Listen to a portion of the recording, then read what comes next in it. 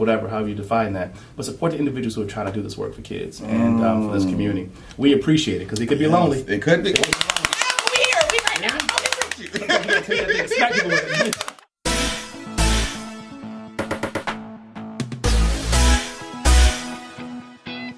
Hey, beautiful people, it's Success Mentor Dante J. Worth, and I'm back with another video right here on Audacious Believer TV. Woo! Now, if this is your first time tuning in, I need you to make sure you hit that subscribe button down below.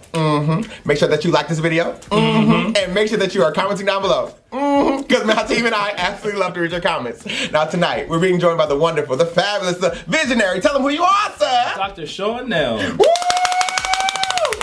Now we invited Dr. Shaun Nelms on tonight to talk about audacious leadership. But before we talk about that, we're going to ask you the question we ask every single guest. What is your story?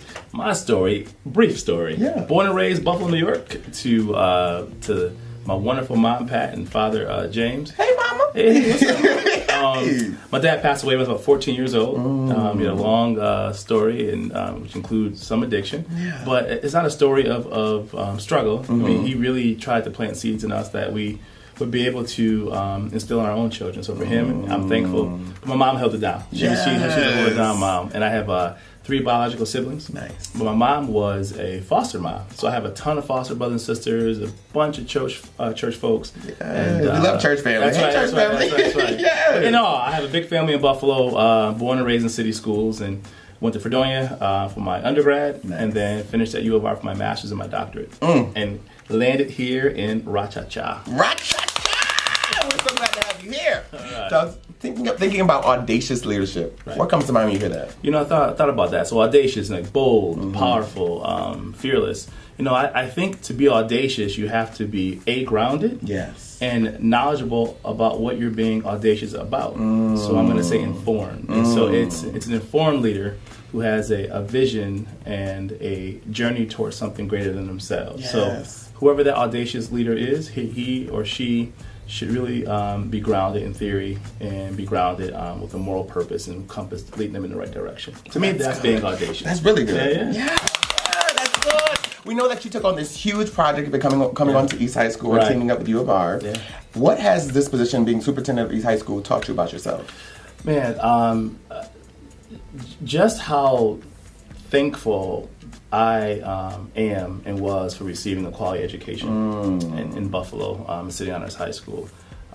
Because at East, when we think about the conditions in which we inherited, it wasn't that students were bad or teachers were ineffective, right? Or administrators were lazy. The system was so broken. And every year we peel back a different layer, and I realized just how fortunate I was to have to have learned in a system that was focused on my academic success. Yes. I mean, when we got to East, we had less than 10% of our kids scoring a level 2 or high, 2, 3, or 4 on the ELA, and 0 reading teachers. And so one of the things we did, we hired 11 reading teachers to help not just catch kids up, but also get them ahead. Yeah. And so when people think about East and think about the systems here, a lot of the money that we spent has been on trying to fix the system that was drastically broken. So I am fortunate to say I had a great education in Buffalo. I was in honors classes, but it made me really realize that the vast majority of my cousins, and I see these kids here like my cousins and my sisters and people. Hey, cousins! Everybody's cousin. I realized just how bad they had it, and I'm happy that I'm able to work with the University of Rochester and others to change that trajectory. So that's good. That's really good. I know a lot of times when we look at history, we look at any project, we have the privilege of looking at the beginning, the middle, and the end. Right.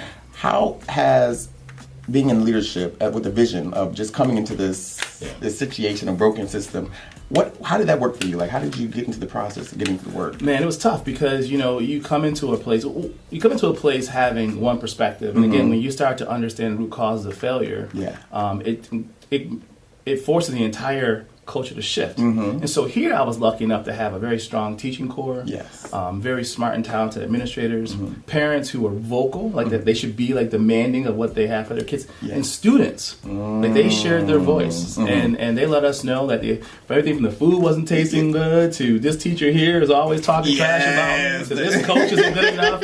So I think everyone's voice came to the table, and it really allowed us to course correct after our first year. Our first year here, we made some changes around January with some of our leadership team, and we did a really deep dive into graduation results and realized that only 19% of our students were on track to graduate. Wow. 19. Wow. And when I talk about those layers, then I started saying, well, how did these kids get master scheduled? Or what classes did these kids not take? And were their parents even aware that they have 20 credits but not the right credits? And so that's an example of the layers. And so I think together I sat down with counselors and the parents and the kids and said, where did the school fail you? What can we do to avoid that moving forward? So I would say East would not be successful if it wasn't for the collective voices of the people who were within the system. That's good. Thank you guys for participating. Yes. That's awesome. That is awesome. So for that young person who is walking through the hallways of East High School and they see you as an example and they're saying, "Hi, I want to go from where I am right now to where you are." What advice do you have for them? I tell them to chart their own path. I think for them to ask questions of our elders, whoever those elders are. I think there's a story to be told in success and failure. So I would definitely reinforce that I surrounded myself with the right individuals. That's family, friends, community. I learned quickly who to avoid, which was a valuable lesson. But more importantly, I studied the game. Like I watched everyone move from going to restaurants and watching the person next to me use, the right fork and the right spoon, and knew how to emulate that later on. So I'm definitely like an ethnographer. I like to kind of watch people and watch situations. So I would tell kids they have to use their senses and let it guide them, but be nosy, like investigate everything about everybody. Real nosy, y'all. Yeah, exactly right. Don't put me on blast now. The next question might be a little. Awesome, though. That is really cool. No. I tell kids be nosy. I tell my own personal kids be nosy. Like, investigate, ask questions. Don't take no for an answer, and just be curious. And I think that's what youth should be about. Curiosity, right? Very much so. Yeah. Very much so. That's good. So, what is the most audacious thing that you think you've done since you've been a leader in this district? At least? That's a great question. You always ask great questions. I would say probably the most bold move that I made was to make the decision to come here. Yes. I mean, I was in a really comfortable situation. You living good. Yeah. Cutting my grass. Yes. I think it was a sacrifice, and I'm not saying that I deserve any credit for that, but I'm saying that it was a bold for me to step outside of my comfort. But you do deserve credit for that. But if I'm telling students to to be audacious and to be curious and to be a risk taker, I think I have to model that. And coming here was definitely an audacious experience. Yes. One in which the first couple of years I questioned many times. Yes. But I do think that after the years of labor and all the support from folks like yourself in the community who are trying to get the word out, because I'm telling you, whenever you see Black and brown kids do well, there's a narrative that always comes with that. That it's a narrative based in doubt, a narrative based in low expectations, and so to have the community come around and say that bold endeavor that you took. We're watching you, and we're going to support you and wrap our arms around you. It keeps individuals like myself going. So to the community watching, it is important that you nurture and support your leaders. And leaders, whatever, however you define that. But support the individuals who are trying to do this work for kids and for this community. We appreciate it, because it could be lonely. It could be. We right now. I believe you. So, thinking about just being a place of leadership and things that you've done, what is something that you still hope to impact? What impact do you hope to bring on Rochester or the district or this school still? So I'm fortunate. We just got approval from the board to negotiate another 5-year agreement with East and U of R. I'd say more impact. Whatever, right? But I would say that I think the next step is to work with the new superintendent, whoever's coming in, and to have him and the University of Rochester and myself start to spread the wealth to other schools. Unfortunately, we weren't able to do that in the first 4 years for a number of reasons outside of our own. But now I think we have the right members at the table to say, let's get this into hands of other kids. This is not competition. Someone once said, you guys are competition. I said, when you compete, there's a winner and a loser. And our kids aren't going to lose. Not on my watch, at least. I'm not willing to make that gamble, right? Yes. So I'm hoping that our next iteration of this project is all about sharing the information and the experiences, good and bad, and helping more schools and more kids be successful. So that unlike my own educational experience, there's not one Shaun out there and there's 10 other kids who aren't getting it. We can get the vast majority of kids that have. I was going to ask you about that because I know in the talk before you talked about like not wanting to be looked at as the exception, right, and wanting to be looked at as an example. Yeah, absolutely. Yeah, I think anytime we start to identify people as exceptions, they become unreachable, and so I think we have to make those people come alive. I saw this wonderful picture of Dr. King in color. Yeah, it was the first time that I saw a picture of him as if he was sitting next to me. So in black and white, he's like a relic. Someone you don't have access to, something you read about, you research, you Google. That's good. When I saw a picture of him in color, it really made me think about how accessible I am or I have not been in the past. And so I really saw that image and thought about the accessibility that picture gave me towards in being close to someone who I value and respect it. So I think we have to make our own leaders come to life for our students and for others in the community. So they are touchable, Audacious Believer TV. Audacious! Making your leaders accessible on a day-to-day basis. Subscribe below. So what is the greatest piece of advice you've ever received? Oh man, I'm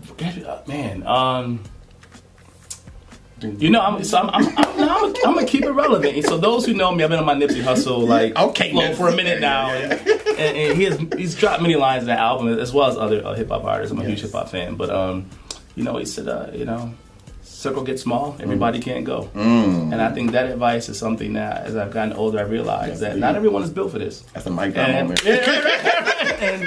And it's not everybody's not built for this. You have to let them stay behind, and you have to keep moving forward as long as you're moving towards something that's meaningful. So I would say that's been the latest piece of advice that's been stuck in my head is trying to figure out who is in that circle, that circle of equity, that circle of care, that circle of unity. Like everyone else, they can catch up, not leaving behind. Yes. They're just lagging a little bit. They can be a follower on Instagram, they or catch Facebook, up. They catch Twitter. up. That's about it. Subscribe below. So you ready for rapid fire questions? Let's do it. Woo! Favorite book? Favorite book right now is Start from the Beginning, Dr. Kendi. I haven't read that one. Incredible book. Oh, yeah, that's a must read for anyone who's truly interested in how race has defined aspects of this country and our leaders from a racial perspective. Start from the Beginning. Beautiful book. Check that out. Favorite movie? Favorite movie, man. It's funny. I just watched Love Jones recently, so I like that on repeat. The soundtrack is probably better than the movie, but Love Jones is dope. All right, Love Jones. Who inspired you? My mom. I'm a mama's boy. Yeah. That's who I am. I'm a mama's boy. She's my queen. She's my queen. Yeah. She inspires me, and it's not because she has unconditional love, but it's that she shared that love with everyone. As I said earlier, she's a foster mom. She was a mother to church. She was a mother to usher board. Just leading. PTA president in our school growing up. Hustle as a hairdresser. She just her drive and her unwilling desire to give up. Like she never gave up on anything. Yes. And to watch her persevere and push through. And hide her scars, but not. She hid them in a way that allowed us to see them, right? But she also allowed us to see them heal, so that hurt was okay. Hurt was okay. Yeah. But it wasn't a place that you had to stay in. You had a choice to get out of that if you chose. So for her, she definitely inspired me. Yeah. That's good. Thank you, Mama. That was a word. That's a little quickening right there. And what is something that you could, what is one piece of advice that you can give to that young person who wants to just become? They just want to become. They don't want to become something.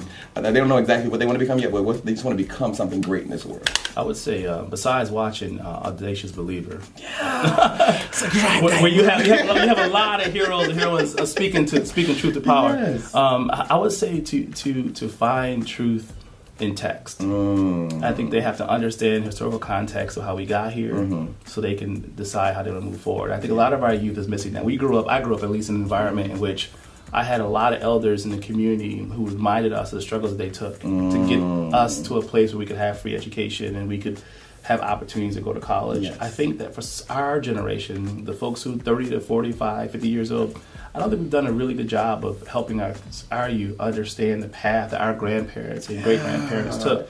I'm reminded that, 1619, the first slave ships hit Virginia 400 years ago to this year, right? And that's really talked about. And so I'm constantly reflecting, going, what do the next 400 years look like? What is my role in shaping that next generation? And I think it starts with our children. So I would tell the students, and children to get buried in books, find the individuals in the community who are knowledgeable, learn from them. And never forget to pass that on to others, because that's how we have to preserve that. And respect that path that was laid before us by others. Oh, thank you. My ancestors are so proud of you right now, young man. What kind of movement? What kind of man? And to be audacious means to be bold, fearless, yourself. And what else? One more. One more for the mic drop. So I don't want to swear at your camera, man. No. You know what? That's it. It should be authentic. Yes. Authentic with you. Yes. And plus a bleep in there. That's right. Okay, tell the people how they can find you online. How they can find me on Twitter at Dr. Nelms. Yes. You can find me on. I don't know. That's all I'm giving people. I ain't giving my Facebook account. Find me at Dr. Nelms on Twitter is the best way to learn about what we're doing here at East and learn a little bit about me. And all the stuff that we're involved in to help this community grow. Yes, and congratulations on being not nominated. You won the Man of the Year for the Rochester Black Men Achievement Award. He brought the whole hood with him. I mean, the west side, the east side, the whole village came with him. And none of them paid for it to be Georgia. They try to sneak it in. I'm sorry, my brothers. My family showed out. Jermaine, send them invoice. Okay. So until next time, remember that life is meant to be enjoyed and not just endured.